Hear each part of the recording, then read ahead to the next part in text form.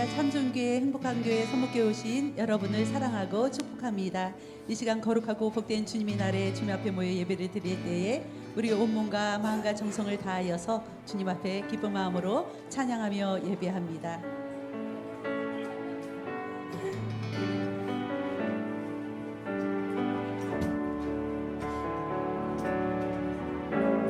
주의 사랑이 주의 선하심을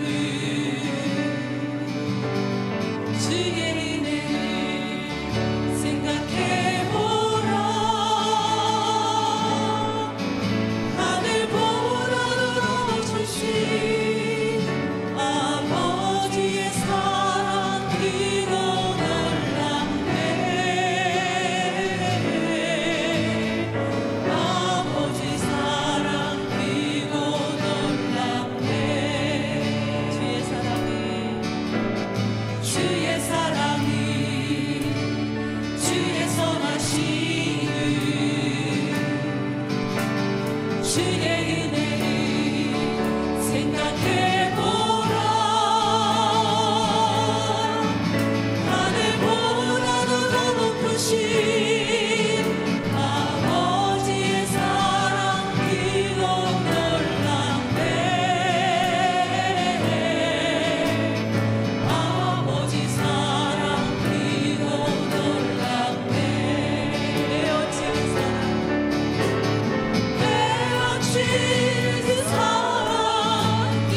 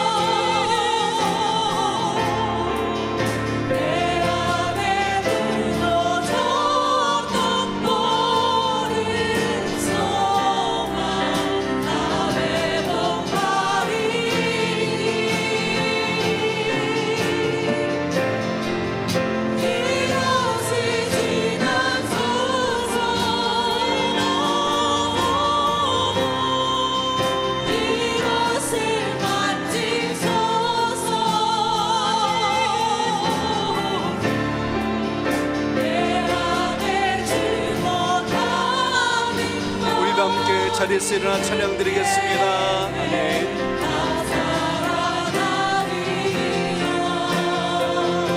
이곳을 지나서서 이곳을 덮으소서.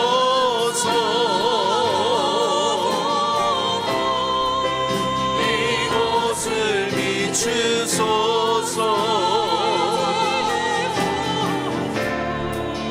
내 안에 무너졌던 모든 소망 다 회복하리니.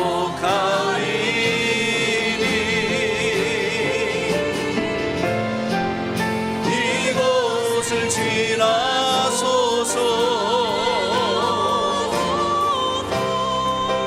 이곳을 만지소서.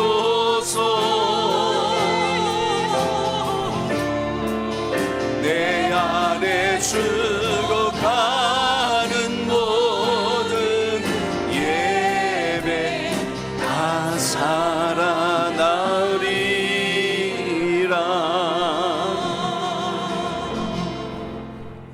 주님의 크신 은혜와 사랑으로 복된 주일 예배자로 부름을 받았습니다. 다 함께 심령을 정돈하시고 성가대와 주악에 맞춰 묵상기도 드리심으로 2월달 세대 통합 예배 2부 예배로 하나님께 영광을 올립니다.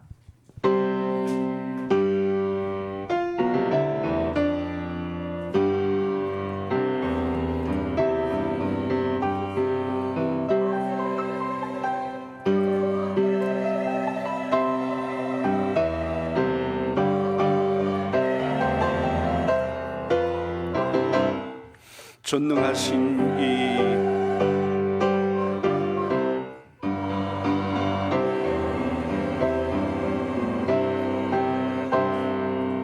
아멘. 전능하신 이 여호와 하나님께서 말씀하사 해 돋는 데서부터 지는 데까지 세상을 부르셨도다. 온전히 아름다운 시온에서 하나님이 빛을 비추셨도다. 아멘. 은혜로우신 아버지 하나님, 죄와 허물로 소망 없던 우리 인생에게 구원의 놀라운 문을 열어주심을 감사드립니다. 어두운 죄악 세상 가운데 밝은 복음의 빛을 비춰주시어서 영광에 거할 수 있도록 인도하심도 감사를 드립니다. 주님께서 우리의 삶을 주관하시고 인도하심으로 새 힘을 얻는 복된 새 달이 되게 하옵시고 믿음의 증거를 얻게 하옵소서. 예수님의 이름으로 기도합니다. 아멘. 사랑하는 성도 여러분, 주의 은혜를 입고 한 주간을 보냈습니다. 주님의 말씀과 뜻대로 순종하지 못한 삶을 돌아보며 다 함께 참회 기도를 드립니다. 자비로우신 하나님, 십자가의 그 크신 은혜와 사랑을 힘입고 주의 자녀 천국 백성 삼아주셔서 감사드립니다.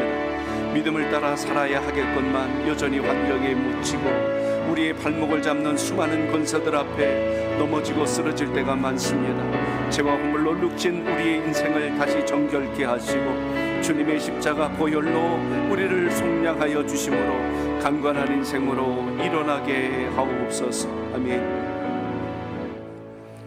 사랑이 많으신 아버지 하나님, 하나님을 멀리 떠나 헤매던 당자와 같은 우리의 연약함을 긍휼히 여겨 주시옵소서. 하나님 앞에 무거운 짐을 내려놓는 참회의 시간이 되게 하옵소서. 주님께서 원하셨던 그 길을 걷지 아니하고 엉뚱한 길에서 허덕이며 살아왔던 우리의 연약함과 어리석음을 고백합니다. 다시 주님께서 믿음 없음과 사랑 없음과 충성하지 못한 우리의 연약함을 용서하여 주시옵소서. 다시 십자가의 보혈을 의지하여 우리의 모든 죄와 허물을 씻어주시는 놀라운 주의 은혜를 힘입도록 역사하여 주시옵소서. 예수님의 이름으로 기도합니다. 아멘.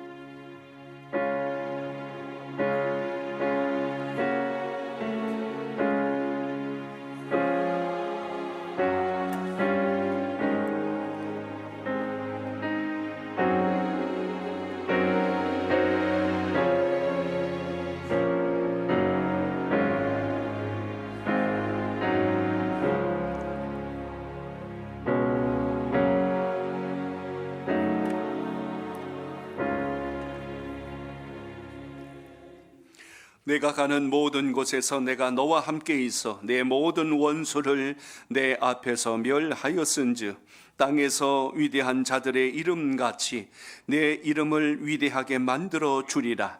그러므로 주 예수 그리스도 안에 있는 자에게는 결코 정죄함이 없느니라. 아멘. 함께 찬송가 9장 1절로 하나님께 영광을 올립니다.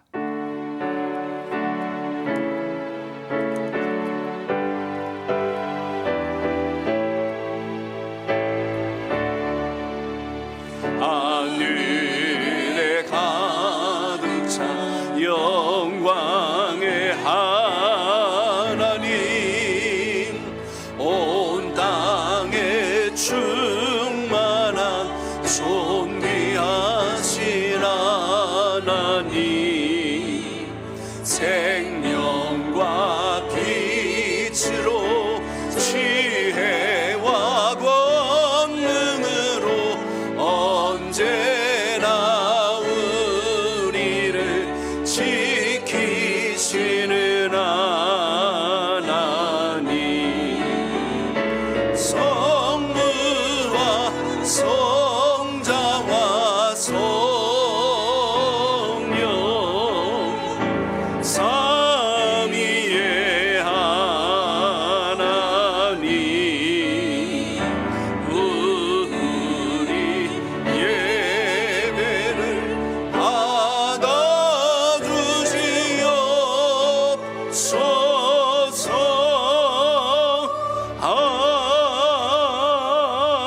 아멘. 성시로 하나님 앞에 교독해 올립니다. 교독문 5번 시편 8편을 함께 교독합니다.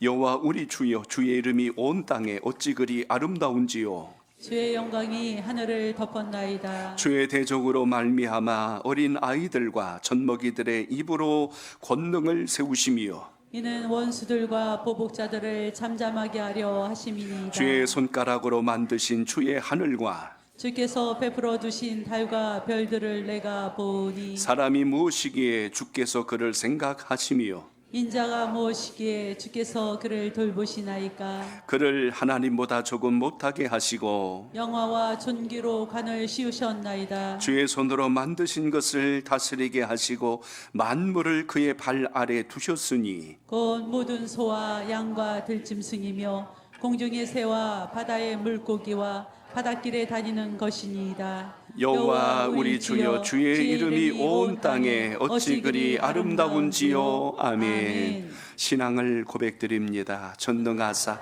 천지를 만드신 하나님 아버지를 내가 믿사오며 그 외아들 우리 주 예수 그리스도를 믿사오니 이는 성령으로 잉태하사 동정녀 마리아에게 나시고 본디오 빌라도에게 고난을 받으사 십자가에 못 박혀 죽으시고 장사한 지 사흘 만에 죽은 자 가운데서 다시 살아나시며 하늘에 오르사 전능하신 하나님 우편에 앉아 계시다가 저리로서 산자와 죽은 자를 심판하러 오시리라. 성령을 믿사오며 거룩한 공예와 성도가 서로 교통하는 것과 죄를 사하여 주시는 것과 몸이 다시 사는 것과 영원히 사는 것을 믿사옵나이다. 아멘. 자리에 앉아주시고 찬송가 432장 찬송 드립니다.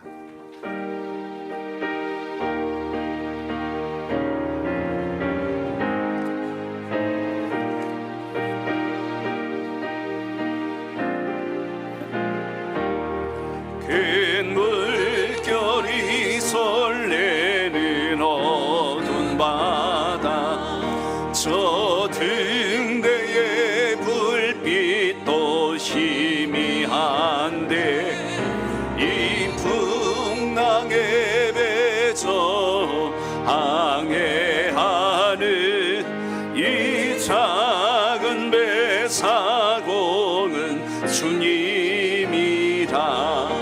나 두려움 없네 두려움 없도다.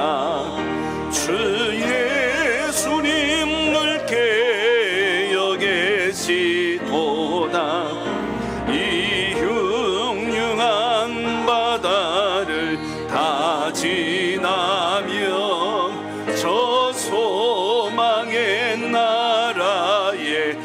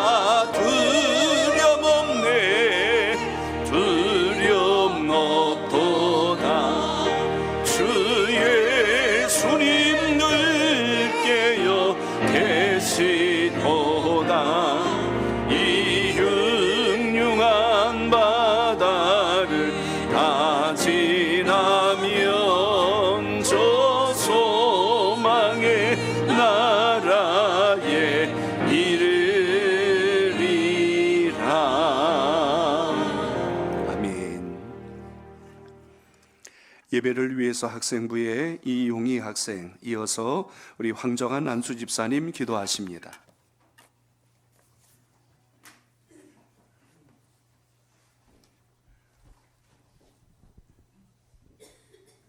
사랑의 하나님, 오늘도 기쁜 날을 주시고 2월의 첫째 주일에 세대통합 예배로 하나님께 영광을 돌리게 하시니 감사드립니다. 한 주간의 삶을 지켜주시고 주님 앞에 찬양드리며 예배할 수 있도록 이끌어 주신 은혜도 감사드립니다. 오늘 예배를 통하여 마음과 뜻을 다하여 하나님께 영광을 돌리게 하시고 하나님의 자녀로서 복을 누리며 살아가게 해주세요.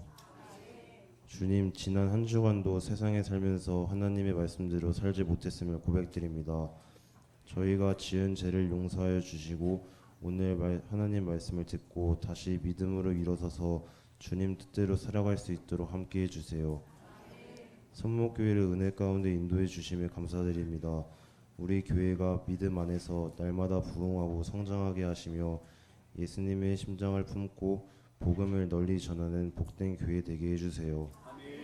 하나님, 오늘 말씀을 선포하실 담임 목사님께 성령과 능력이 충만케 하시고 말씀을 듣는 모두에게 삶의 소망이 되며 기쁨이 되게 해주세요. 예배를 마치는 시간까지 은혜로 함께 해주세요. 우리를 사랑해 주시는 예수님의 이름으로 기도드립니다. 아멘.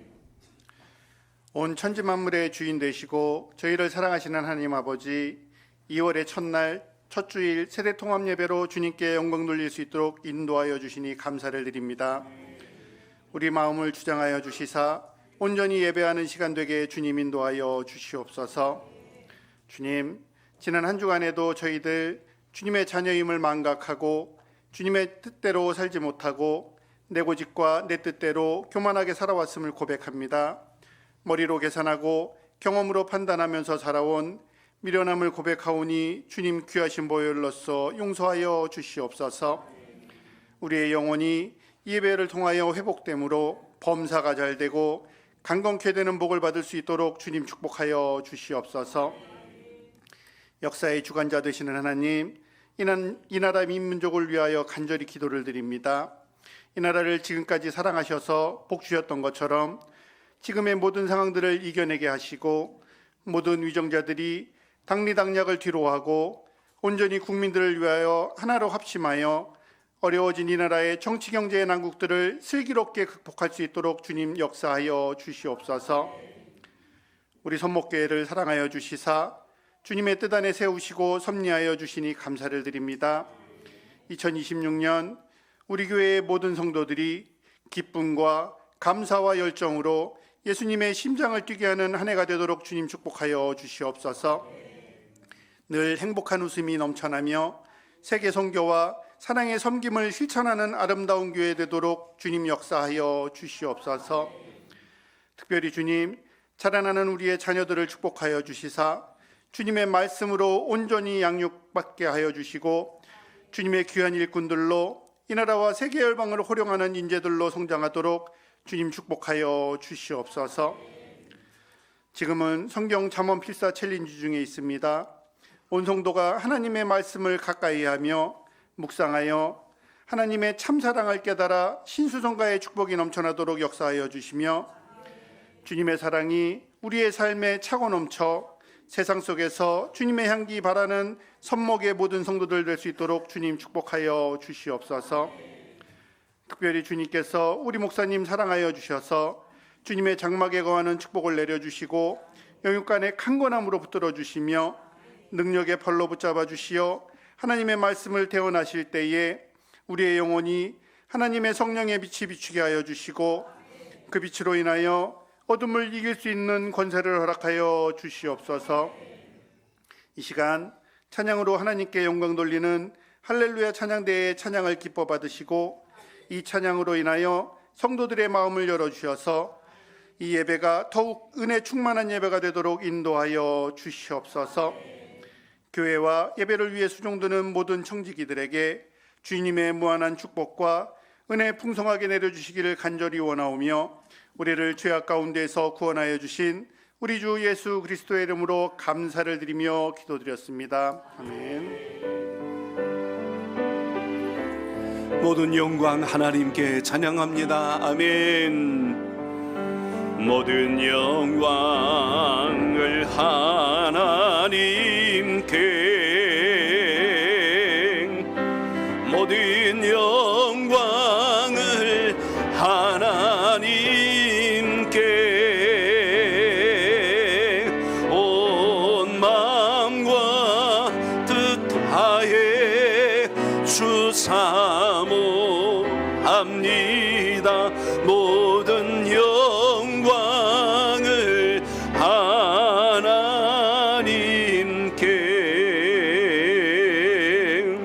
아멘.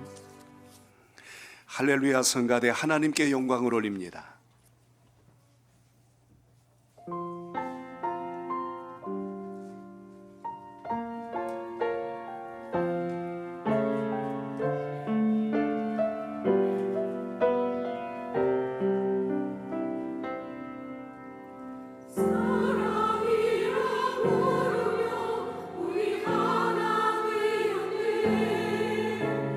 기쁜 노도다 슬픈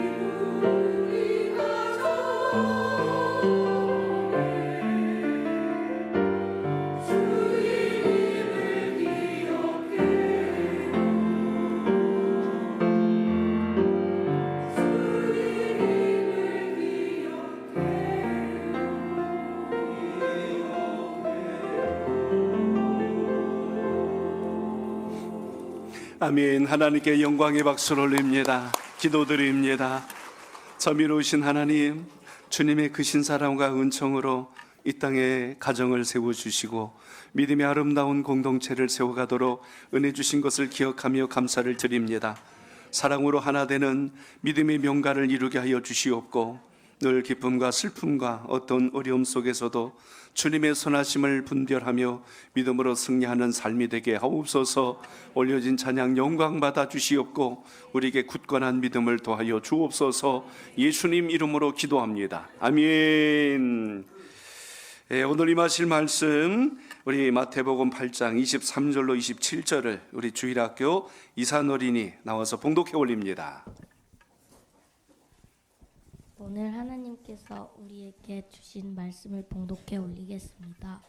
마태복음 8장 23절부터 27절까지 말씀입니다. 배에 오르심에 제자들이 따랐더니 바다에 큰 놀이 일어나 배가 물결에 덮이게 되었으되 예수께서는 주무시는지라. 그 제자들이 나와 깨우며 이르되 주여 구원하소서, 우리가 죽겠나이다. 예수께서 이르시되 어찌하여 무서워하느냐, 믿음이 작은 자들아 하시고 곧 일어나 바람과 바다를 꾸짖으시니 아주 잔잔하게 되거늘. 그 사람들이 놀랍게 여겨 이르되 이가 어떠한 사람이기에 바람과 바다도 순종하는가 하더라. 아멘. 감사합니다.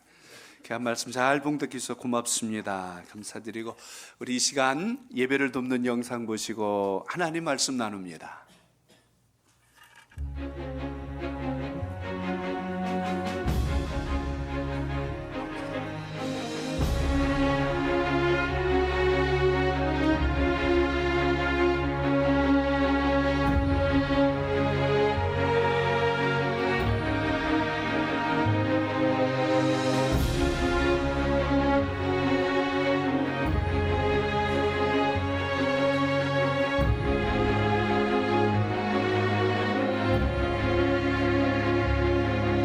아니 우린 예수쟁이들 때리잡는 곳인데 기카니까 맡아서 해보라는 거 아니어서 혁명적 과업이라고 생각하고 진정으로 이거라. 충성으로 보답합시다.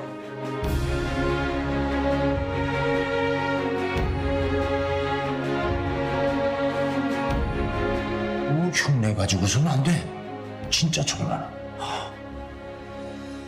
이 답답한 가슴이 뻥 뚫리는 것 같은 게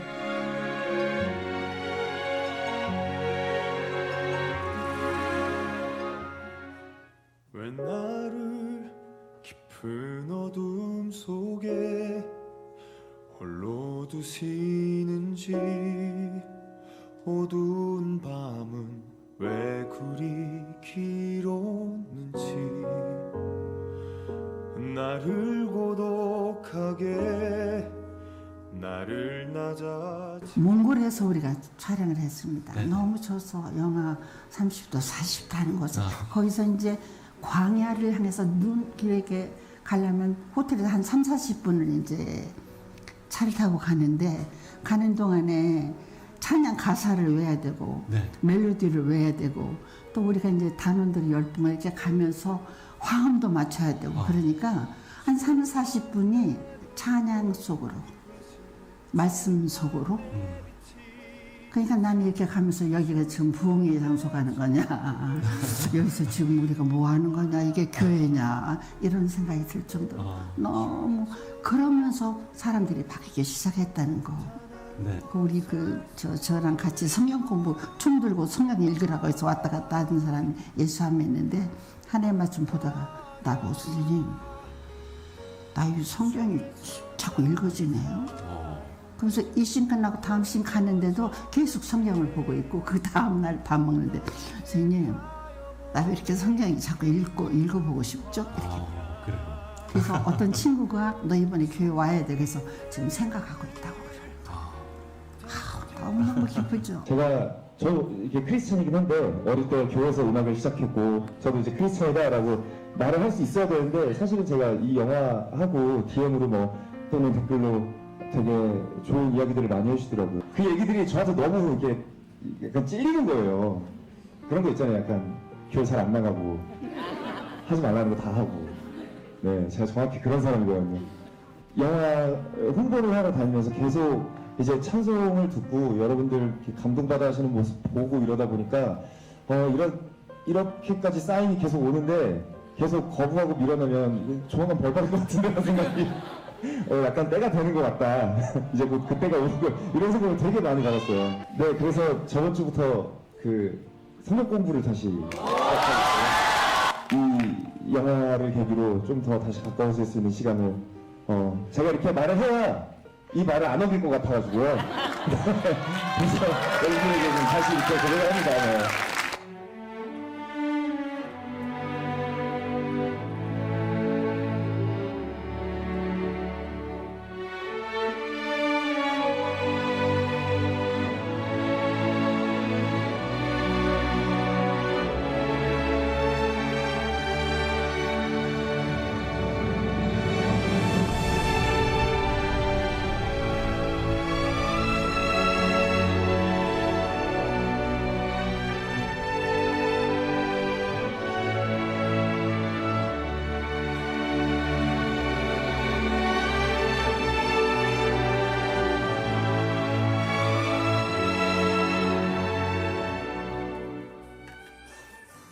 아멘. 하나님께 영광의 박수 올립니다. 아멘.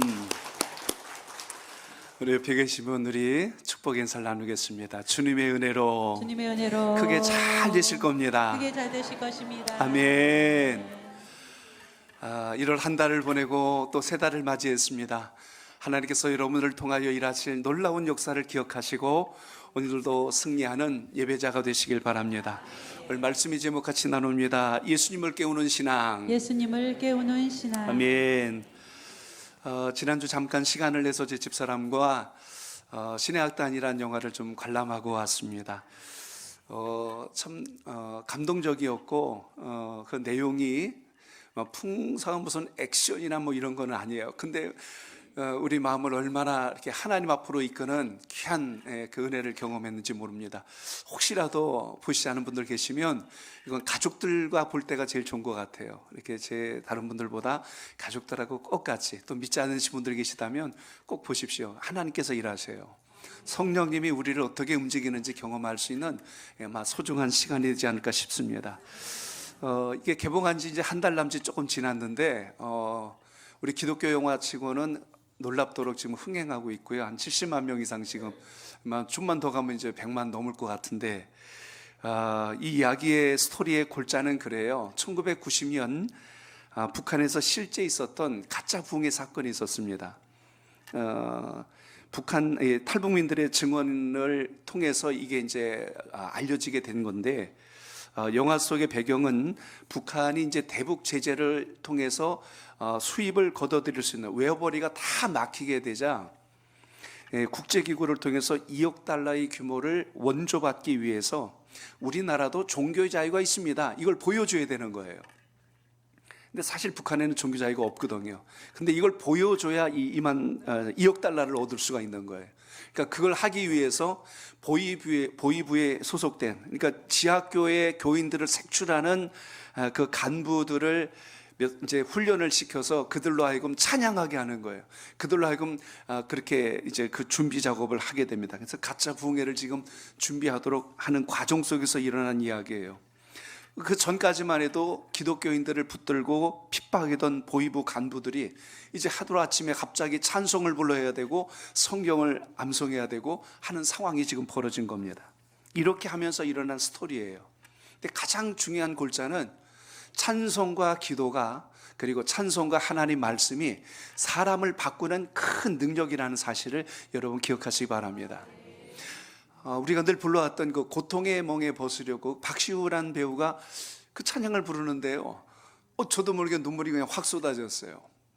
그냥 우리가 늘 부르는 곡 같은데 그 곡 속에 영적 감동이 밀려오는 걸 느끼면서 참 감동스럽게 그 찬양을 같이 마음속으로 부르게 됐습니다.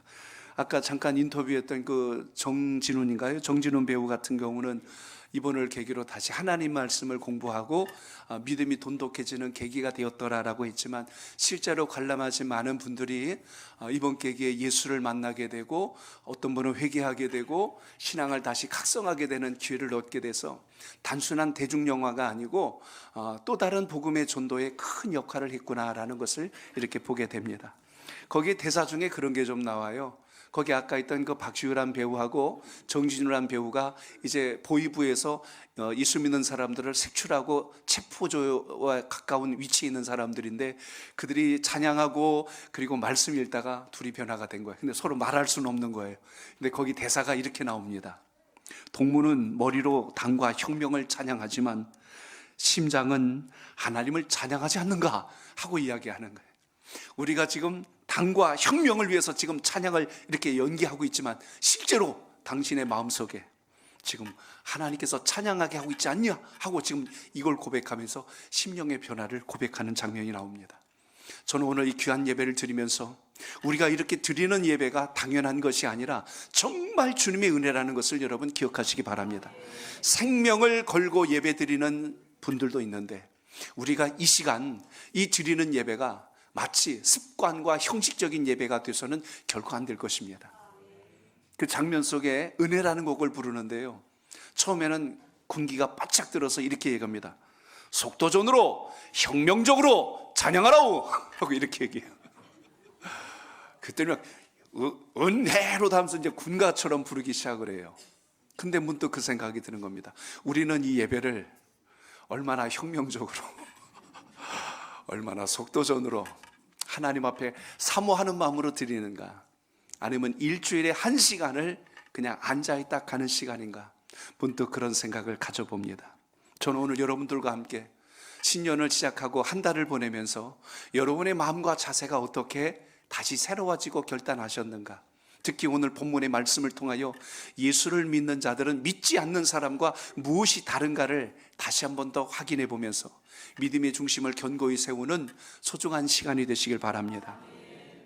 인생을 살다 보면 누구나 예상하지 못한 폭풍을 만날 때가 있습니다. 잔잔했던 삶에 갑자기 거센 파도가 밀려오고 아직 준비되지 못한 채 큰 물결에 의해서 내가 잠식당할 수 있는 위기를 경험할 때가 있습니다. 위기와 어려움이 미리 알려주고 온다면 우리가 대비할 텐데 준비 없이 밀려올 때 우리는 참 대책 없이 당할 때가 있습니다. 오늘 본문은 바로 우리 인생의 이러한 순간을 잘 보여주는 내용을 담고 있습니다. 예수님과 제자들이 배를 타고 갈릴리 바다를 건너가고 있었어요. 근데 갑작스럽게 큰 풍랑이 일어난 거예요. 파도가 치고 바람이 거세게 불자 그 파도가 거대한 산더미처럼 배를 덮치려고 오는 상황이 벌어진 겁니다. 오늘 그때 놀라운 것은 그 상황 속에서도 오늘 말씀 속에 보면 예수님은 주무시고 계시더라라는 표현이 나와요. 여러분, 배가 뒤집어지기 직전인데, 멀미하기 직전인데 지금 주님은 주무시고 계신대요. 우리는 풍랑 때문에 기겁을 하고 두려워 떨 때 주님은 편안하게 주무시는 이 장면이 앞뒤가 맞지 않는 내용으로 본문이 시작합니다. 어떻게 이 상황에서 주무실 수 있을까? 문제 상황이 이렇게 커져 있고 우리 마음이 이렇게 두려움과 절망에 빠져 있는데 어떻게 이럴 수 있을까? 그때 우리 마음속에 드는 감정이 그럴 겁니다. 나는 막 두려워서 힘들어하는데 옆에서 누가 새록새록 자고 있으면 얼마나 미워 보일까를 생각해 보세요. 아마 이런 감정이 오지 않을까 싶습니다. 주님, 정말 저희들의 이 형편을 보고 계신 거 맞아요? 주님, 정말 저와 함께 하시는 거 맞습니까? 하고 주님께 원망 섞인 말로 주님을 부를 때가 있을 겁니다. 오늘 말씀의 제목이 예수님을 깨우는 신앙이라고 그랬습니다. 제목이 조금 이상하게 들릴 수 있어요. 주님이 우리를 깨우셔야지 우리가 어떻게 주님을 깨우겠어요? 사실 잠은 우리가 잘 잡니다. 근데 오히려 우리가 주님을 깨우래요. 역설적인 표현 같지만 여기 아주 중요한 의미가 있기 때문에 오늘 말씀을 통해서 여러분의 신앙이 다시 한 번 더 새롭게 일어나는 기회가 되시길 바랍니다. 폭풍 속에서 제자들은 예수님을 깨웠고 그 자리에서 우리는 다시 한 번 더 왜 우리의 신앙이 중요한가를 발견하는 중요한 열쇠를 본문에서 제공합니다. 자, 저를 따라합니다. 순종할지라도 풍랑은 있습니다. 풍랑은 있습니다. 아멘. 아멘. 우리의 삶 속에 주님을 믿고 따르고 순종할 때도 풍랑은 있대요. 어디서부터 우리가 이 장면을 보셔야 되냐면 오늘 23절 우리 한번 같이 읽어봅니다. 시작. 배 오르심에 제자들이 따랐더니. 아멘. 배에 오르더니 누가요? 예수님께서 배에 오르시니 누가 따랐습니까? 제자들이 따랐대요. 여러분, 짧은 한 절이지만 여기서 중요한 걸 보셔야 됩니다. 이 장면을 보면 주님이 가실 때 제자들도 아무런 위기도 없이 갈등도 없이 평안하게 그 배에 오른 것을 우리가 볼 수가 있습니다. 오늘 제자들이 예수님을 따라 배에 올랐다는 것은 불순종의 배가 아니라 순종하고 따라간 거예요. 잘못된 길을 간 게 아니라 주님께서 오라 하신 그 길을 그대로 따라간 겁니다. 예수님을 따랐다는 의미에서 봐야 할 것은 그럼에도 불구하고 뭐가 일어났어요? 풍랑이 일어났어요. 여러분 잘 보세요. 제자들이 예수님 입에 타세요, 저희랑 같이 갑시다 하고 제자들이 먼저 탔어요? 예수님이 먼저 타셨어요? 예수님께서. 주님이 먼저 타신 그 배에 제자들이 따라서 간 거예요. 여러분의 인생의 신앙생활을 한 것은 여러분이 결정한 게 아니라 주님이 우리를 부르셨고 우리가 주님을 따라간 거예요. 그러면 좋은 일, 기쁜 일, 감사한 일이 넘쳐야 당연할 것 같은데 우리의 삶 속에 여전히 역경이 있고 고난이 있고 시련이 있고 절망스러운 상황이 예상하지 못하게 밀려올 때가 있다는 것입니다. 순종했다고 해서 모든 길이 평탄한 것이 아니라는 것을 오늘 본문은 우리에게 상기시켜 주시는데요. 주님의 뜻 가운데 내가 있을지라도, 내가 믿음의 길을 갈지라도 예상하지 못한 위기가 우리를 찾아올 수 있다는 이 사실 앞에서 우리는 다시 한 번 더 하나님이 우리에게 뭘 원하시는가를 잘 주목할 수 있는 믿음의 지혜가 있기를 바랍니다. 신앙의 문제는 내 삶 속에 풍랑이 있냐 없냐 이게 중요한 게 아니고 여러분이 인생의 풍랑 가운데 누구와 함께 하느냐가 정말 중요하다는 것을 잊지 않길 바랍니다. 옆에 계신 분에게 한번 눈을 마주치고 이렇게 한번 이야기해 봅니다. 예수님께서 우리와 함께 하십니다. 시작. 예수님께서 우리와 함께 하십니다. 아멘. 강호순 성도님한테도 얘기해 주셔야 돼요. 예수님께서 우리와 함께 하신다고. 그래서 여러분, 풍랑이 두려운 게 아니라 내 곁에 주님이 계신다는 걸 모르는 게 두려울 줄로 믿으시기 바랍니다. 이것만 확인되면 여러분 삶 속에 어떤 위기와 어려움과 두려움이 있을지라도 우리는 그 난관을 능히 이길 수 있다는 것을 잊지 않길 바랍니다. 그렇기 때문에 여기서 중요한 사실을 잘 보세요.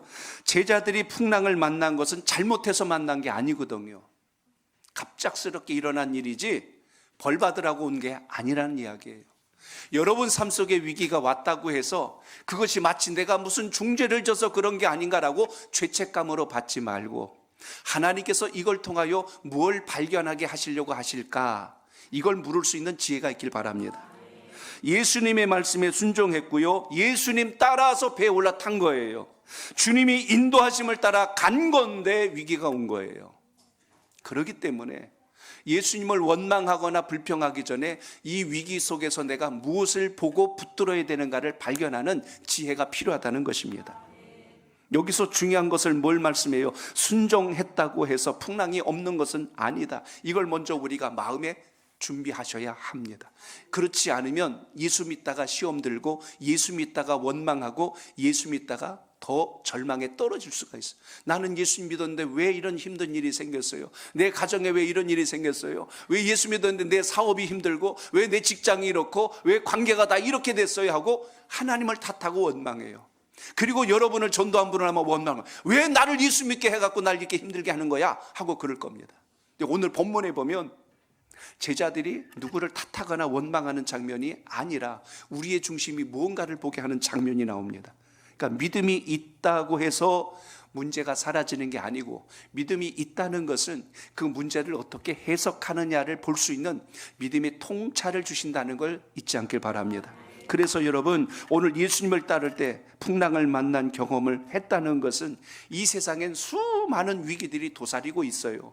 그래서 아무것도 안 하고 가만히 있으면 행복해지는 게 아니라 그 속에서 주님과만 같이 가면, 주님과 동행한다면 여러분 산 속에는 반드시 하나님께서 새 길을 열어주시는 놀라운 역사를 경험한다는 것을 잊지 않길 바랍니다.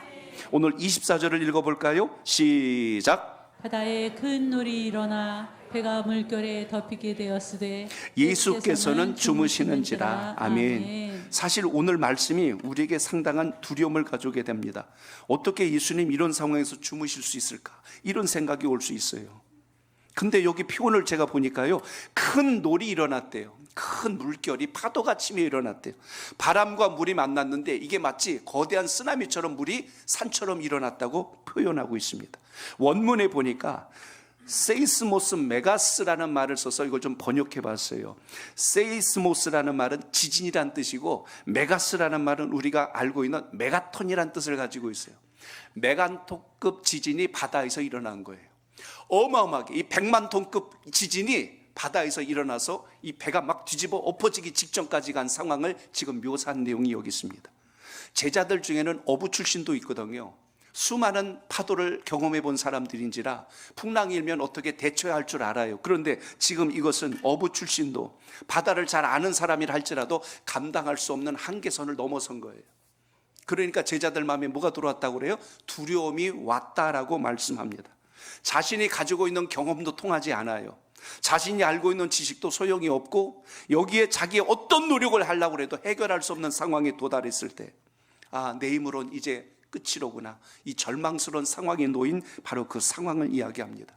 제자들의 잘못 때문에 일어난 일이 아닌데 위기가 온 거예요. 삶의 위기가 찾아왔다는 것입니다.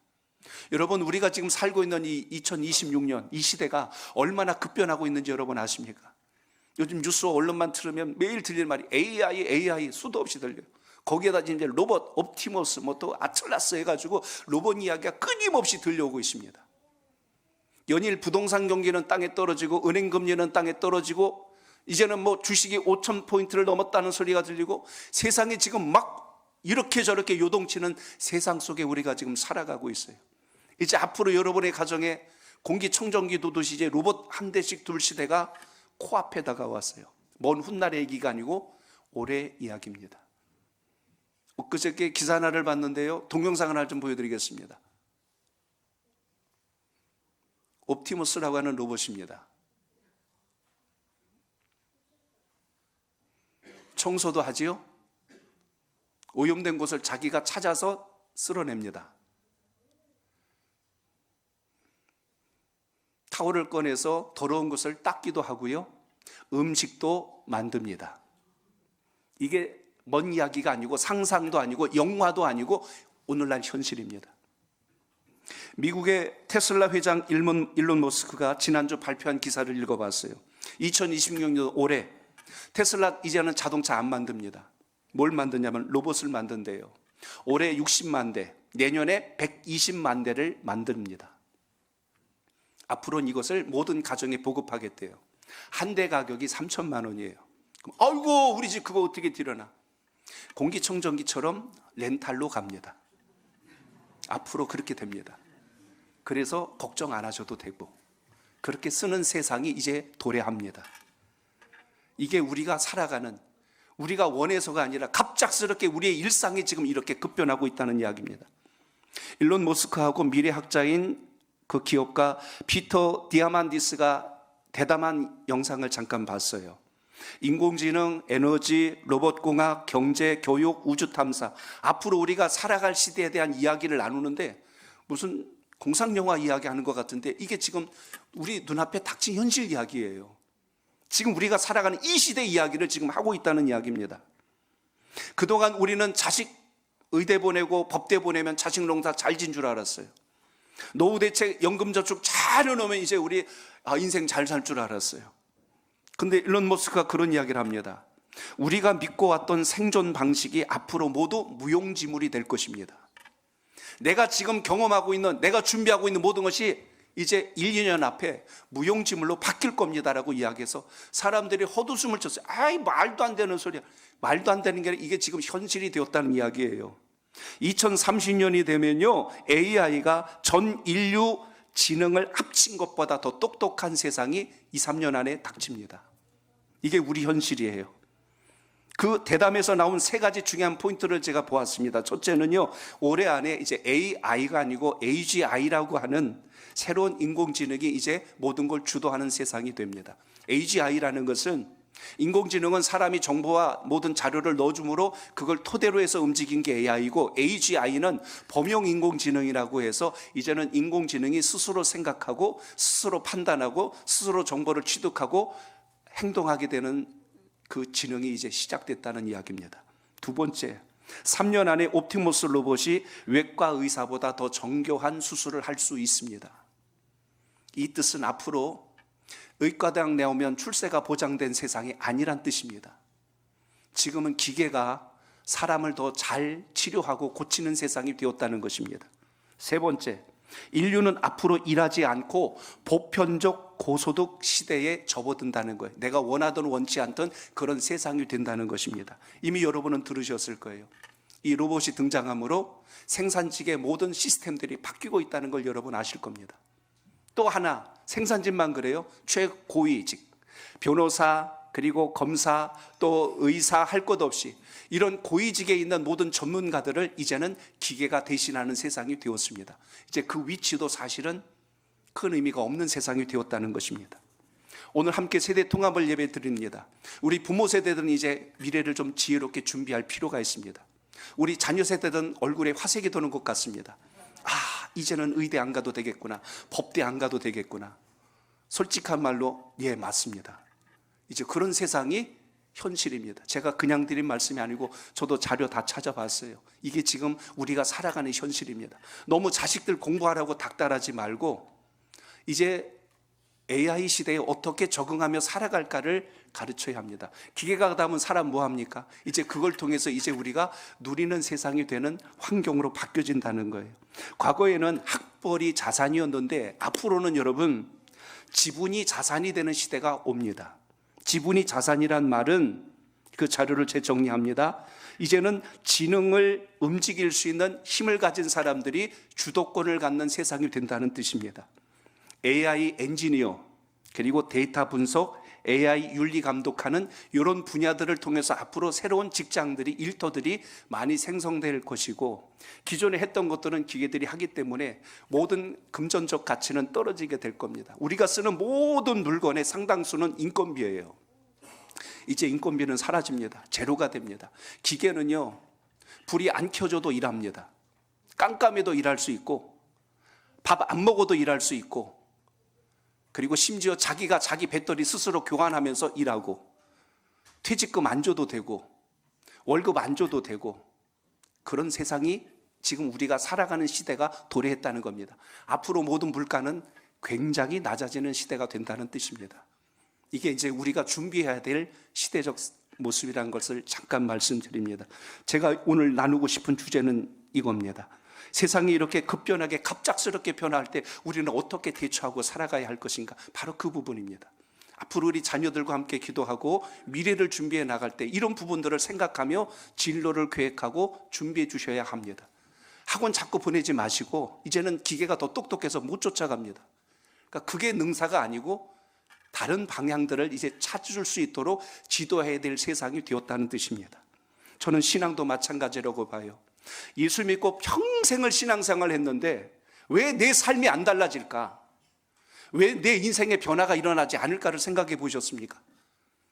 우리는 신앙한다고 하면서도 우리 속마음 속에 그런 생각을 가져요. 내 생각, 내 경험치를 믿고 가려고 하는 의지가 너무나 강합니다. 그러니까 신앙하는 흉내는 내지만 주님을 인격적으로 만나지를 못해요. 그래서 하나님의 역사가 우리 삶 속에 나타나지를 못합니다. 내 스스로 믿고 있다는 착각 속에 살아간다는 뜻입니다. 오늘 본문 말씀에 풍랑이 일어났어요. 준비된 게 아니에요. 갑자기 일어났어요. 그때 제자들이 취한 행동은 너 때문에 그래, 왜 예수님을 따라와갖고 왜 나를 제자로 불러갖고 이렇게 서로 탓하지 아니하고 그들이 했던 행동을 보십시오. 이들은 모두가 두려웠어요. 제일 먼저 주님을 보았더니 아까 24절에 보셨죠. 예수께서는 주무시더라. 한번 따라합니다. 예수님께서 주무셨습니다. 절망스러운 상황입니다. 우리가 살아가는 세상 모습과 같아요. 이제 우리 어떻게 살라는 거지? 이제 두려워서 어떻게 살라는 거지? 이제 앞으로는 학벌이 자산이 아니고 지분이라고 하는 새로운 어떤 또 다른 가치 기준이 변화되는 세상 속에서 우리가 어떻게 살 것인가? 오늘 제자들이 본 주님은 절망스러운 겁니다. 주님, 지금 우리 다 죽게 생겼는데 어떻게 잠이 옵니까? 우리 그런 말 하잖아요. 막 힘들고 어려운데 코 골고 자면 잠이 오냐? 그러잖아요. 막 힘들고 고통스러운데 밥을 먹으면 밥이 목에 넘어가냐? 그러잖아요. 근데 제자들이 주님 보니까 당황스러운 거예요. 아니 주님 여기서 어떻게 주무실 수가 있어요? 하는 상황이 지금 벌어진 겁니다. 그런데 오늘 사복음서를 종합해 보면 예수님이 그때 주무신 것이 아니라 제자들을 보고 계셨어요. 제자들이 어떻게 행동하는지. 골탕 먹이려고 그런 것도 아니고 제자들의 믿음을 일으키시려고 하는 주님의 의도가 그 속에 담겨 있다는 것을 보게 됩니다. 배가 흔들리고 물이 들어오고 제자들이 죽음 직전까지 갔지만 예수님은 주무셨다는 뜻 속에서 피곤하셨다는 의미가 아니라 제자들의 신앙을 다시 한번 깨우기 위한 또 하나의 과정이었다는 것을 우리가 오늘 본문을 통해서 보게 됩니다. 예수님이 주무시는 동안 제자들의 믿음이 드러납니다. 우린 종종 이런 시간을 만나게 때가 있어요. 기도해도 아무 일도 일어나지 않는 것 같고 말씀을 붙들어도 상황은 그대로고 하나님은 계속해서 침묵하시는 것처럼 느낄 때 우리에겐 두 가지 반응이 일어나요. 첫째는 포기하거나 원망합니다. 에이 믿어도 소용없네. 그래서 떠나버리는 상황이 발생해요. 두 번째, 주님께 나가서 부르짖고 매달리는 거예요. 주님 이 상황을 제가 어떻게 극복해야 될까요? 정답은 나와 있지만 여러분의 선택은 어디에 있습니까? 오늘 다시 한 번 더 우리가 이 시간 기억해야 될 게 있다면 오늘 제자들처럼 그 상황에서 포기하고 원망하는 게 아니라 주님께 매달리고 부르짖고 붙드는 은혜가 여러분 속에 꼭 있기를 바랍니다. 주님께 더 가까이 나가는 믿음이 있을 때 주님께서 그때 보여주신 역사는 우리가 답이 없다고 하는 거기에 길을 내주셨고 우리가 도저히 살 수 없다는 그곳에서 생명을 건져주시는 놀라운 역사가 있음을 잊지 않길 바랍니다. 자, 25절 봅니다. 시작. 그 제자들이 나와 깨우며 이르되 주여 구원하소서 우리가 죽겠나이다. 아멘. 이 기도를 잘 보셔야 됩니다. 이 기도 속에 어떻게 보면 많은 수식어와 문장적 나열은 없어요. 근데 핵심적인 것 세 가지를 봅니다. 첫째, 이들은 지금 뭘 봤냐면 예수님께 나갔다는 거예요. 풍랑을 보고 서로 어떻게 할 것인가 우왕좌왕하지 않고 예수님께 나갔어요. 그 제자들이 나와 그랬잖아요. 이 나왔다는 건 주님께 가까이 간 거예요. 여러분 신앙적인 위기가 오면 도망치지 말고 서로 탓하지 말고 주님께 더 가까이 가시길 축복합니다. 그게 살 길이란 이야기예요. 두 번째 모습 보세요. 예수님을 깨웁니다. 나와 깨우며 그랬어요. 주님 깨웠어요. 여러분 주님 주무시지 않도록 깨우셔야 합니다. 주님이 당장 역사하시지 않는 것 같고 아무 일 없는 것 같다고 집에 퍼질러서 자지 말고 하나님 앞에 때를 사서 주님께 매달리는 은혜가 있기를 바랍니다. 오늘 말씀이 그걸 이야기해요. 제자들은 주님이 잠들어 계셔도 어떻게 해서 깨울 수 있다는 믿음을 갖고 주님 하고 지금 깨우잖아요. 그러니까 여러분 주님 앞에 나와서 깨우는 역사가 있기를 바랍니다. 주님 왜 주무십니까? 주님 왜 주무십니까? 그때 우리의 인생을 깨우시는 하나님의 역사를 경험하시길 바랍니다. 그리고 뭐 했어요? 구원해 달라고 도움을 요청했어요. 주님께 나가고 주님을 깨웠고 주님께 도움을 요청합니다. 이들의 기도는 완벽하지 않아도 두려움 속에 있을지라도 주님을 깨우는 것에서 있어서는 진실했어요. 오늘 여러분 우리 신앙이 이와 같아야 합니다. 우리 모두 다시 한번 2월을 시작하며 올해 다시 여러분의 마음속에 주님을 깨우는 그 간절함이 있길 바랍니다. 막연히 잘 될 것을 기다리는 사람 되지 말고 주님께서 우리를 통하여 역사하실 그 능력을 사모하며 기도하는 삶이 되시길 바랍니다. 그러므로 오늘 풍랑보다 제자들이 넘어졌던 이유는 지금 두려움 속에 사로잡혀서 꼼짝을 못하는 것이 이들에게 위기였어요. 물이 무서운 것이 아니라 이걸 어떻게 통제하지 못하는 이 두려움에 갇히면 사람이 꼼짝을 못해요. 그러나 신앙의 위기 속에서 오늘 진솔한 걸 본다면 포기하지 않았고 이들은 도망치지 않았고 이들은 서로 원망하지 아니하며 예수님께 나간 것처럼 우리의 신앙과 믿음을 이렇게 결단하는 새로운 날이 되시길 바랍니다. 우리 두려워하지 말고 주님을 깨우는 신앙이 되시길 축복합니다. 올해 표가 뭐예요? 예, 옆에 사람 한번 깨워보세요. 한번 외칩니다. 예수의 심장을 뛰게 하라. 시작. 아멘. 그래요. 여러분의 심장이 뛰시길 바랍니다. 주님의 심장이 뛰게 하는 방법 두 가지입니다. 주님을 실망시켜 드리는 거예요. 주님을 놀라게 하는 거예요. 도대체 얘는 믿음이 있는 거야 없는 거야? 그럼 주님의 심장이 뛸 겁니다. 또 하나 주님의 심장을 뛰게 하는 게 있어요. 주님을 감동시키는 겁니다. 세상에 이런 큰 믿음을 내가 어디서 본단 말인가. 오늘 여러분의 믿음이 주님께 인정받고 칭찬받는 역사가 있길 바랍니다.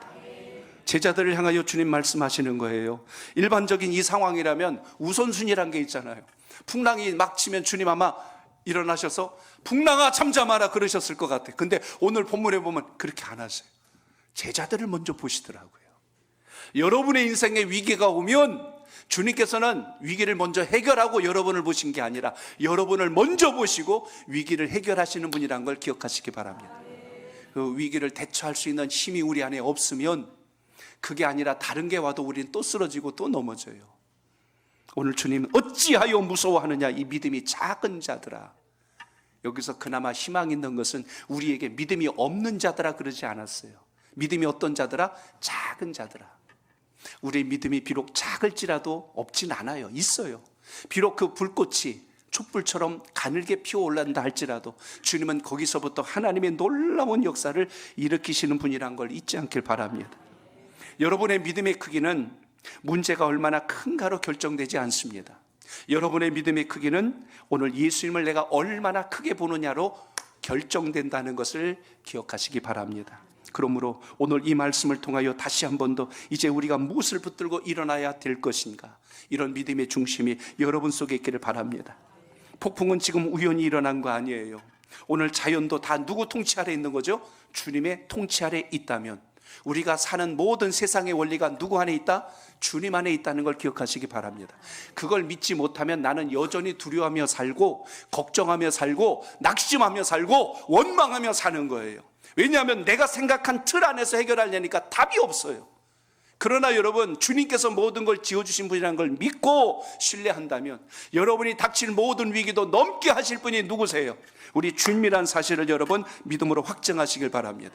우리는 기도할 때 그렇게 기도합니다. 주여 형통하게 하옵소서. 형통하게 하옵소서. 그럼 여러분이 생각하는 형통은 뭐예요? 내가 원하는 대로 길이 열리고 내가 생각하는 대로 답이 나오면 우리는 보통 그걸 형통이라고 생각합니다. 지난 한 주간 형통에 대해서 많이 묵상을 했어요. 근데 형통이란 말에 많이 등장하는 곳이 어디냐면 창세기 39장에 요셉과 할 때 그 말이 많이 등장합니다. 하나님께서 요셉과 함께 하심으로 그가 형통하였더라.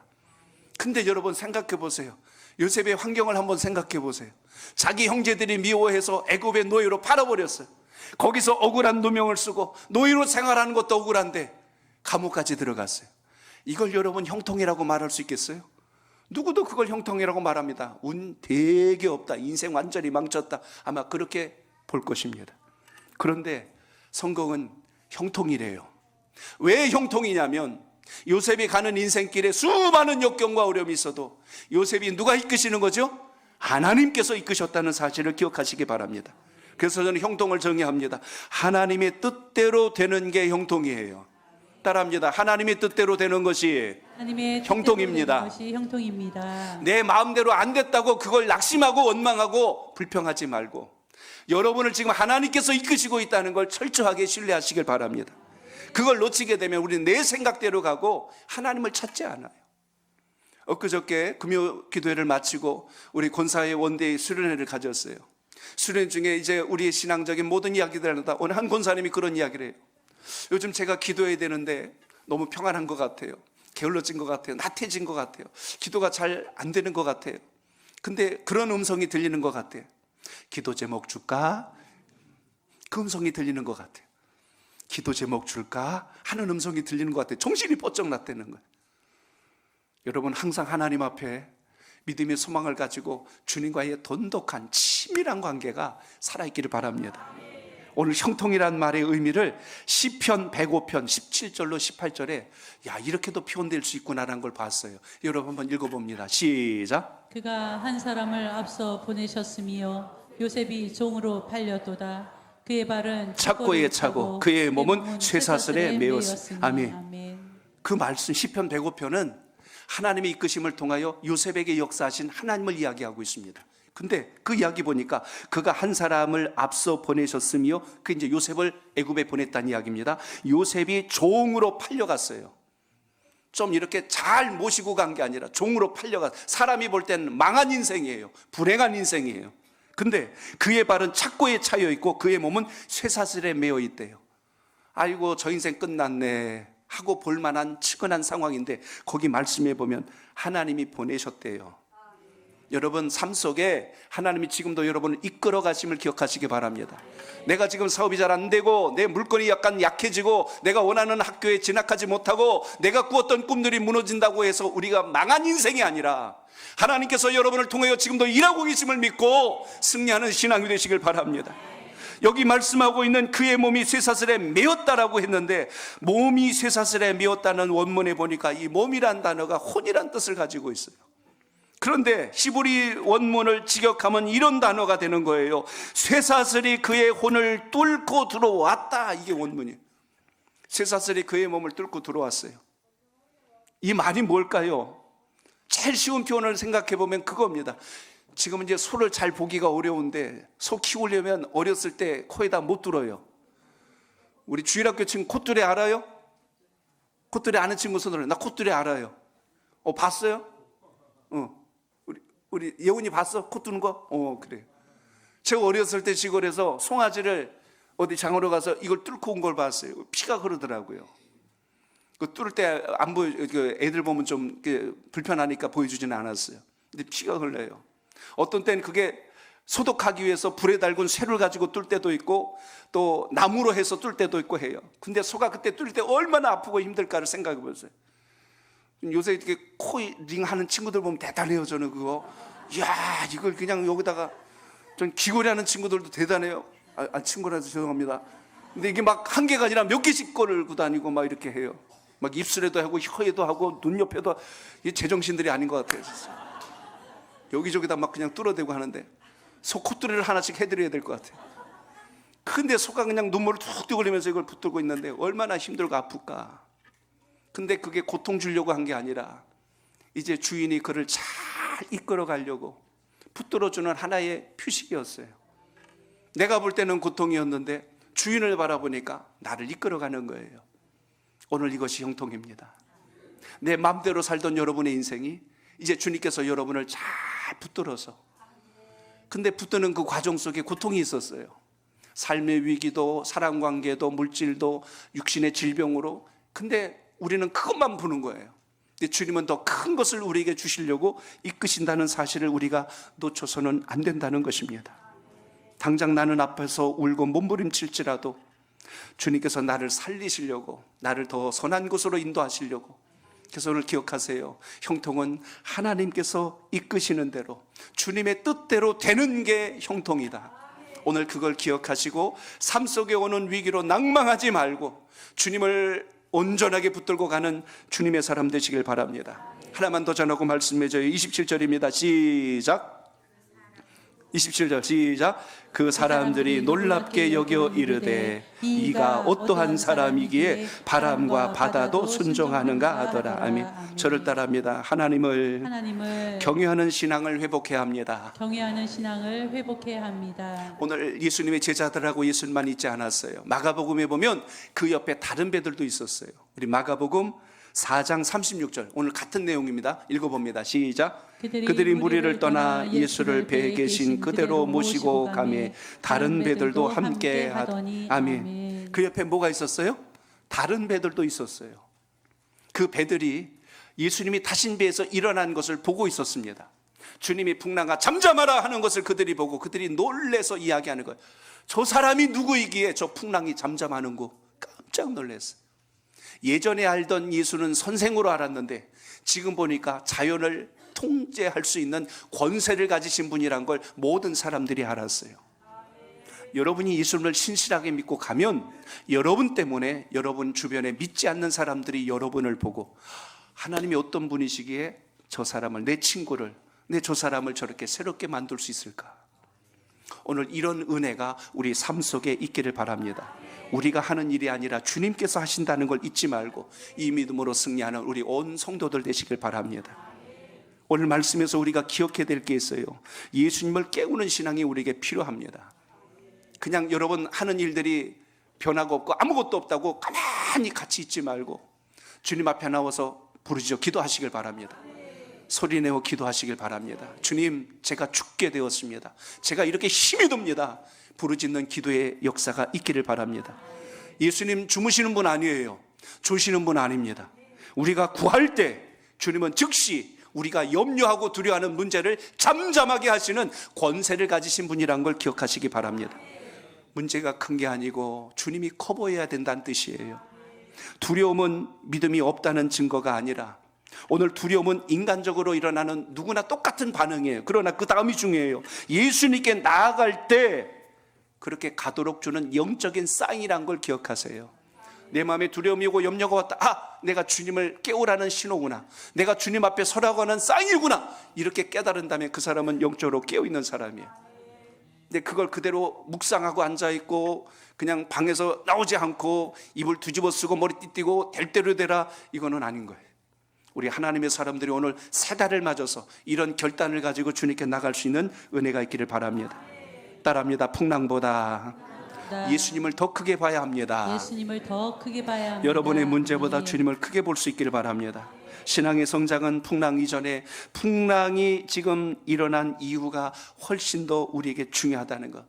우리 인생에 위기가 없다는 게 아니라 지금 뭐라고 말씀했어요? 주님을 깨우고 주님을 찾는 데서부터 우리 인생의 역전이 시작된다는 걸 기억하시기 바랍니다. 아이가 울 때 엄마는요 알아요. 왜 응가를 해서 우는 건지, 배가 고파서 우는 건지, 아파서 우는 건지 알아요. 우리가 기도하는 게 오늘에서 그냥 주님 하고 울기만 해도 주님은 여러분의 마음과 생각과 뜻을 알아서 역사하시는 분이라는 걸 잊지 않길 바랍니다. 혹시라도 여러분 바다의 풍랑 속에 계십니까? 오늘 주님께서 잠든 것처럼 혹시라도 느끼신 적 있어요? 그럼 오늘 결단하십시오. 여러분 계신 그곳에 주님 함께하고 계시고, 그러니 우리도 주님을 깨울 수 있고, 우리도 그 풍랑을 잠잠케 하시는 주님의 권세를 믿고 있다는 걸 잊지 마시고, 이 신앙으로 승리하는 우리 온 성도들 되시기를 주의 이름으로 축복합니다. 우리 시간 같이 기도할 때 주여 우리에게 그 믿음 주시옵소서. 기도합니다. 하나님 아버지, 은혜를 감사합니다. 우리에게 그 믿음을 주시옵소서. 그 은혜를 내려주시옵소서. 하나님의 영광을 위하여 보배롭고 존귀한 자로 살아갈 수 있도록 우리 하나님 기억하여 주시옵소서. 선한 길로 예배하여 주실 줄로 믿사오니 우리 하나님께서 강한 발로 붙들어 주시고 주의 영광을 이룰 수 있도록 우리 하나님 섭리하여 주시옵소서. 예수님의 이름으로 기도합니다. 아멘. 오늘 봉헌송은 우리 교회 새가족을 섬기시는 새가족 부서에서 찬양으로 올리겠습니다. 특별히 새가족 부서를 지도하는 우리 사모님 같이 오늘 찬양을 드립니다. 제가 함께 하자고 할 때는 한 번도 안 나왔는데 오늘 새가족들이랑 한단이 같이 나오셨어요. 그래서 오늘 새가족 팀에서 우리 한 단씩 더 올라서서 새가족 팀에서 하나님께 봉헌송으로 영광을 올립니다.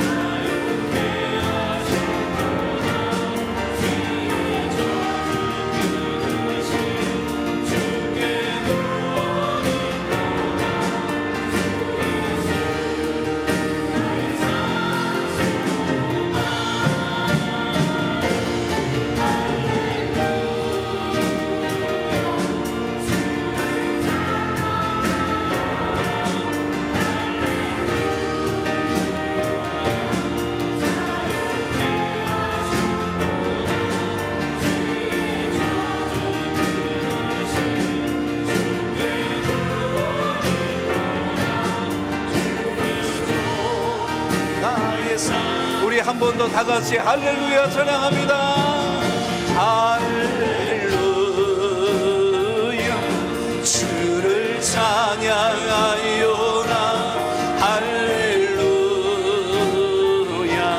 자유케 하셨도다 죄의 저주 끊으신 주께 구원이 또다 주 예수 나의 산소망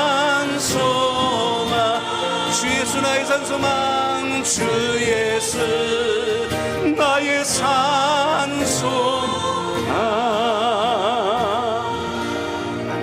하나님께 영광의 박수 올립니다. 아멘.